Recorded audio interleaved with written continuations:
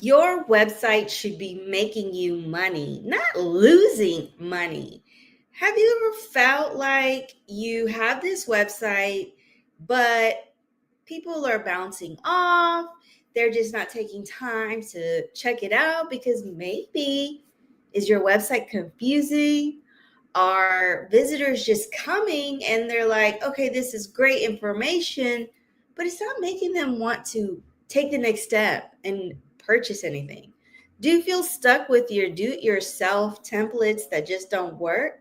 Well, this is what my guest and I will be talking about today. But before I bring them on, let me introduce myself. Hi, I'm Sri Mahabir, and I'm a social media manager who helps doctors and lawyers gain an edge online. We help your practice build a social media presence that attracts and retains patients and clients. So, look, today's guest is a Webflow expert, website strategist who uncovers what's wrong with most business websites and how to fix it fast. And his name is Emmanuel. So I'm excited to be bringing him on.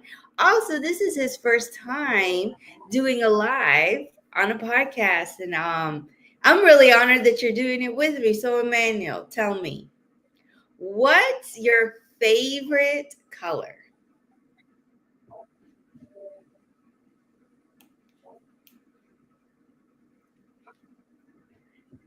Can you hear me? Yes, I can hear you. I have some troubles. Yes, that is just some minutes. Yes, I can hear you. So, what's All your right. favorite color? My favorite color. Uh-huh. I couldn't hear you, please. What's your favorite color?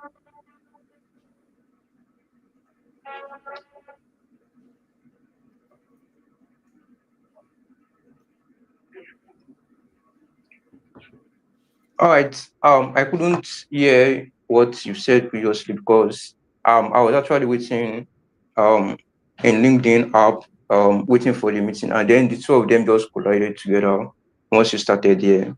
So I don't know if I can just get the app of everything that you said. I'm so sorry.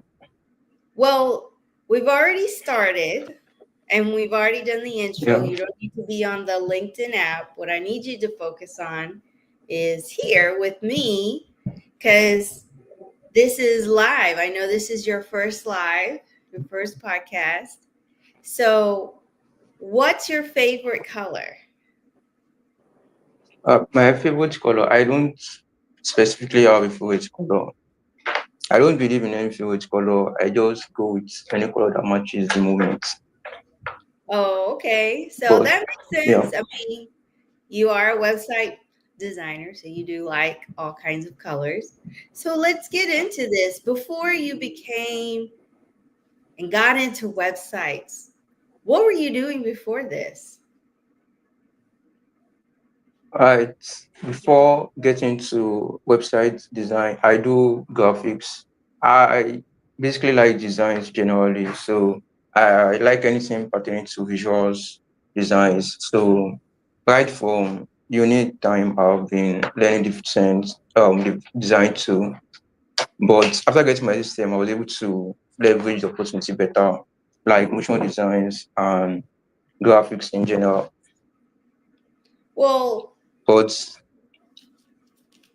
so you yeah, have a that's love for graphics. Were you, when you were younger in school, were you always drawing yeah. and stuff like that?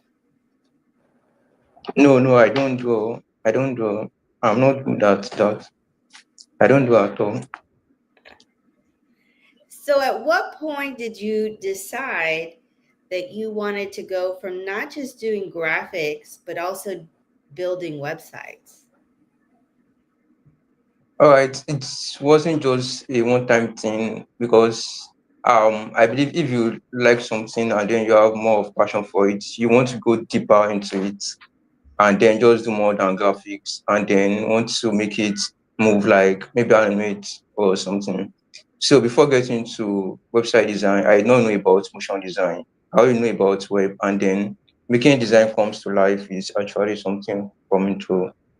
So I was able to leverage it better since I know that websites designing a website is just little to it. Like it's more of marketing because a website can't exist without a marketing strategy in it. So that makes me to focus more better on it.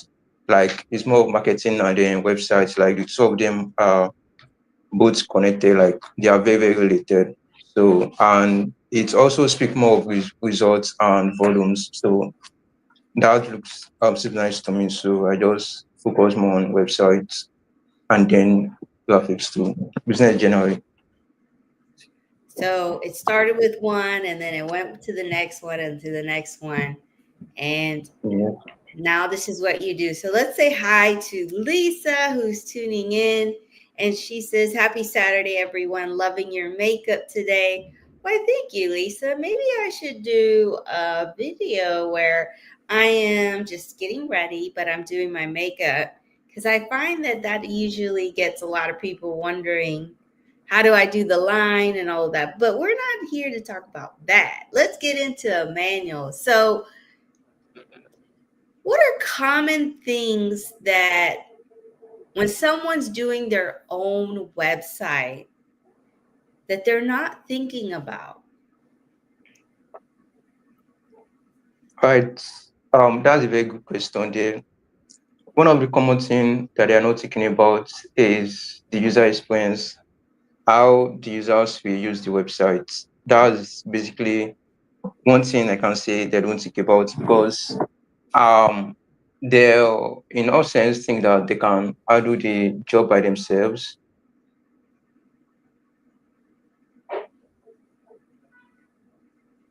That's right.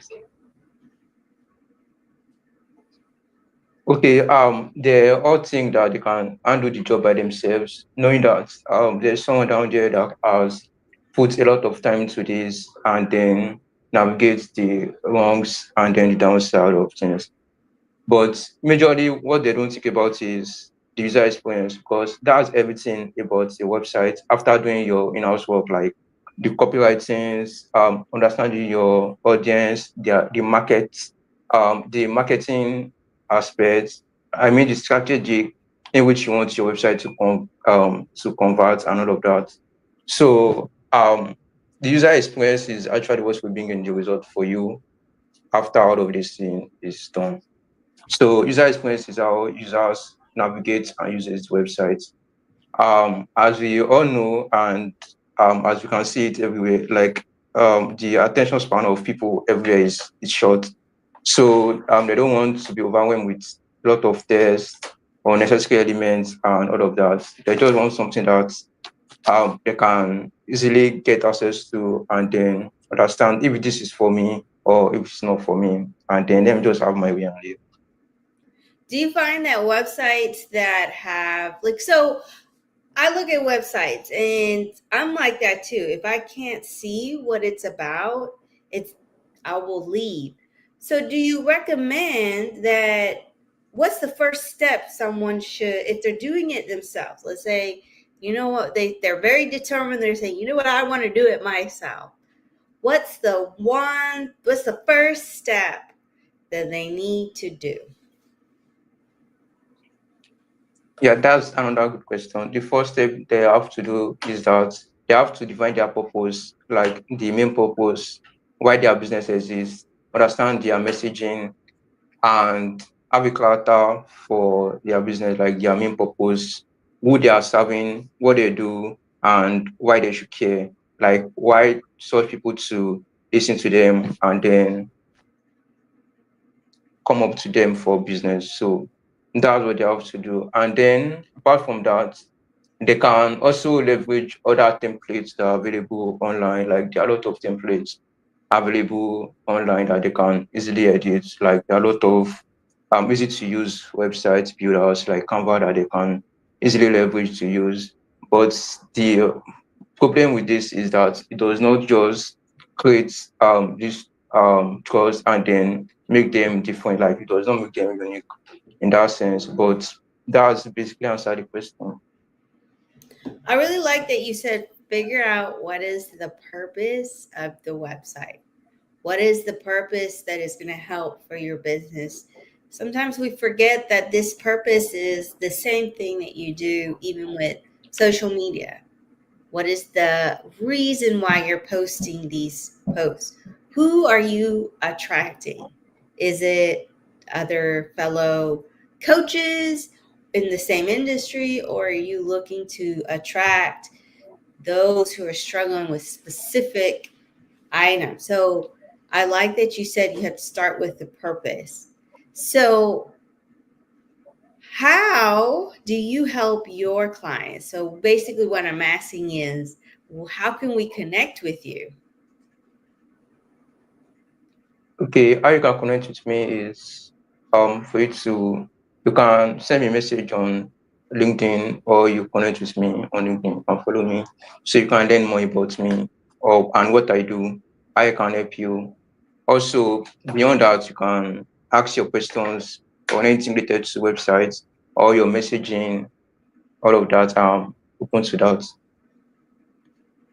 Hey guys, if you're in the market of looking to figure out what's wrong with your website, or you're trying to figure out what you're missing, definitely connect with Emmanuel. Now, I want to get into storytelling. Why is storytelling important to have on a website? Yeah, that's a very serious question down there. Storytelling actually keeps the flow. It keeps the flow down from the beginning to the end of the user's journey. Because taking it this way, like you setting up a character, because every story have a character. So now the character now in this sense is your users, like the people you serve. So you building up the story around them, the problem they are facing, empathizing with them, and then how you can help them solve this particular problem. So it begins with you identifying their needs, their surface level problem. This surface level problem is the problem in which they search through on Google, and then maybe for instance now, um, I'm helping health wellness coaches with website building. I search for their surface level problem, like what are the top level problems that these people are having relating to their websites, and I can um help them. And then the psychological problem is basically what is keeping them awake, like what is making them out. Maybe they have a particular website already that they have, and then it's not making them money. It's just a liability instead of an asset to them. So that's another way in which that goes. And then you want to empathize with them, set yourself as a guide, not as a guide, you helping them through every other burdens, and then they are stay. With this storytelling format, you're able to showcase to them that you know what you are doing, and then why they should respect you, and then listen to you as the right guide. I love that you share that. You're helping the person understand when they come to your website how it all comes together. Like, how you were facing the same problem, and then what you're doing to how you work through it and how you can help them. So, do you suggest that people put a lot of pictures or have pictures and videos on their website? Yeah, either of the two works really fine. But with videos, you can increase um your um your website engagement in terms of you using the retention in which they will have with your page. So with that, the engagement limit is going to be high, like rather than video, and then to build more connections with your audience. Now, I'm not talking about animated videos, because the world now has gone beyond just using animated videos like um cartoons and all of that. But you coming up in person or sharing testimonial of people of your previous clients that you've helped, this can build trust. And also pictures also do a lot of jobs. But most of the problem now is that people will try to host their videos on the platform which with down the power, like the speed of their websites. But this video can be hosted on different platforms. Like there's free platforms such as YouTube you can use to host your video, and then you just copy the link on the back end of your website. So the videos does not load directly from your website. With this, you can optimize better for your website, and then the speed can increase. So video is a very good thing to have, and a very catchy picture. So, what kind of videos should we be thinking when we are crafting our landing page or website? Besides testimonials, what other types of videos that you suggest to your clients should start recording, or if they're working by themselves? Okay, the type of video can be just an introductory video, maybe on the whole section, where you explain to them what you do, why you do it, and why they should care for you about it. So it can just be one kind of professional video setup whereby you just speak, not really up to 20 seconds or thereabout, just this kind of catchy and engaging video where you introduce to them what you do, who you do it for, and why they should care about you and a city. That's a good one. I mean, for those out there who are thinking about, what kind of videos to create, especially since LinkedIn is pushing them, consider crafting the videos about telling who you are, what you do, how you help people. And then these same videos, you could re record them or you could use them on your website, because sometimes you don't need to work harder, you need to work smarter. So, Emmanuel, let's say I have a website and I have, Okay. have everything on there, but it's still not converting. What's one thing that I should look for on my website so I can fix it? Okay. This happens a lot. The first thing you should have to look into is your marketing strategy, because a website doesn't just exist because it wants to exist. Everything revolves around marketing, because there's no reason for you to be burning money on hosting without you really having any purpose for you to make money of it. So is either for awareness, make sales, or to drive in leads, which is also traffic in some sense. So one of the things you can do is to check in your analytics, like how it has gone through. And then if it's in sense that there's no any traffic or any sort of results or any form of traffic at all, then the major problem can be your marketing subs. Maybe organic, maybe you're leveraging organic or paid traffic. That's what you have to look into in common sense. But if it is that there's a lot of traffic, but there's high bounce rates, then you have to check on your SEO in sense from your page speed, basically on page of SEO stuff, and then how engaging your pages, starting from the page speed, the purpose of the website, if it is catchy enough or it's just there. So those are the things you have to look into. I can't basically point out more errors because I don't have anyone with me right here, but that's basically what it has to be, because most of the website that doesn't convert well starts from speed, the speed, like the speed rate, the load rate, and um then down to the purpose of the website. Because starting from the whole section, you should state what the website does, why your users should care about it, and then they decide if it's for them or it's not for them. So it does also have to have a clear say, a call to action on why they should message you or take actions. I I hope love that's what you answer the question. No, that makes a lot of sense. It makes a lot of sense because it reminds me of what clients are coming and asking me. Hey, I have a website, but it's not converting. Okay, let's check the website. What are you doing first? Like you said, what? we all have this one question: what's in it for me? And that's what your potential client or patient is asking. Then comes, how are you driving people to the website?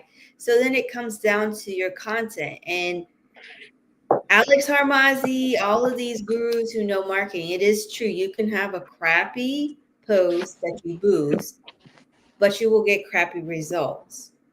So if you're looking to drive more people to your website, think about, why should they go? What piece of content that you are going to create that's going to solve the problem that they're looking for, and they should book that call. So, for example, if you are a doctor, let's say you're a pain management doctor, and you have a lot of patients that have neck and back aches, well, there could be a post that you can create that talks about a service, or not a service, a procedure that you do in the clinic that helps to people understand this is a viable option. But when you create the video, you're talking about, are you suffering from back and neck pain because of XYZ? And if you're tired of it, we're here to help you. I mean, this is a shortened version. And if you want to learn more, book a call with us. And that's what you're going to be when you push it out to Facebook or Instagram. Then you put your audience, who are you trying to attract in that? Is it going to be in the area? Because this is for doctors. They're looking for specific city or specific state, and then put what happens. What do you want them to click? Do you want them to call you, or do you want them to go to your website? And then they will go there. Same thing. You can push ads through, even here on LinkedIn. So you have to think about, why should someone even book a call with you? What's going to drive them to want to book that call? And that's what Emmanuel was talking about when he said marketing. You can have everything on your website. You can be working with Emmanuel and still not get leads, but then it comes to, what are you doing to drive people to the leads? So Emmanuel, so what we're going to do is, we're going to continue this conversation on Instagram. But before we go, we're going to invite you to come and join us. And Emmanuel, tell us again, how can we connect with you? How can we find you? All right. You can connect with me on LinkedIn. That's majorly where I leverage now for now, because I'm following the power of one. I'm leveraging more on LinkedIn rather than other platforms. So that's what I do for now. So you're I welcome to connect with me and send me. So, I love that, because most people think they have to be everywhere. Guys, you don't have to be everywhere, especially if you're starting out. Now, doctors and lawyers, it's a little bit different. You do want to be on the platforms that your potential patients or clients are on. But I love Emmanuel is just sitting here and saying, you can find me here on LinkedIn. Reach out to him, especially if you're catching this replay and you have questions. Let him know that you heard him on this podcast episode, or that you just think he's super cool. So before we leave for the day, Emmanuel, you've been running your own business for a while. What's one thing you wish you knew before you started your business? okay. That was more of a personal question. Okay, what I wish I knew is that I wish I could have started earlier, like much more earlier than I did. Like I should have, because an introvert as a person. I don't, before starting writing on LinkedIn, I thought of it like a lot of times. I just think the major thing is just that I should have started earlier. That's the mistake I made. Because no matter when you start, you still learn, you still go through those process, those learning curves. So that was I just which I feel I've done earlier different. I should have started earlier, because starting earlier is better than starting tomorrow. Well, we all feel that way. I can tell you that. But the fact that you started and you're still going, you're still winning. So, guys, until my next episode, which will be next week with a wonderful guest, I just want to say thank you for joining in. Make sure you connect with Emmanuel. reach out to him, anything concerning about websites. And until my next live, have a wonderful evening or morning. Bye, everybody.